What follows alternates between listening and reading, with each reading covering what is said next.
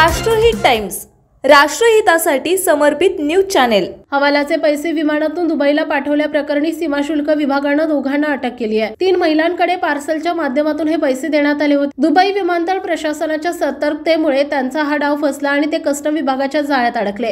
कस्टमने $4,100 म्हणजे 3.5 कोटी रुपये जप्त केलेत।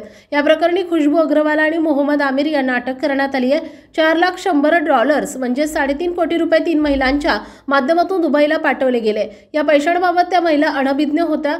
दुबई येथील एअरपोर्टवर पोहोचल्या तेव्हा त्या पकडल्या गेल्या। त्याच्याकडे तेथील विमानतळ यंत्रणेने हिशोब मागितला, परंतु त्यांना याबाबत काहीही सांगता आलं नाही। त्यामुळे दुबई विमानतळ प्रशासनाने त्यांना पुणे विमानतळावर पाठवलं। पुणे विमानतळावर तिघी उतरल्यानंतर त्यांच्याकडे कस्टमच्या अधिकाऱ्यांनी चौकशी केल्यानंतर संबंधित पार्सल हे खुशबू अग्रवाल हिने दिल्याचं पुढे आलं।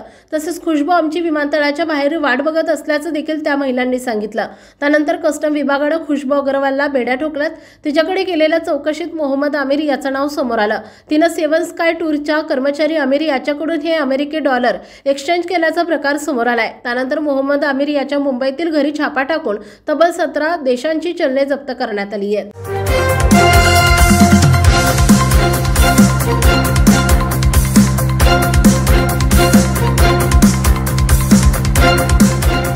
राष्ट्रहित टाइम्स, राष्ट्रहितासाठी समर्पित न्यूज चॅनेल।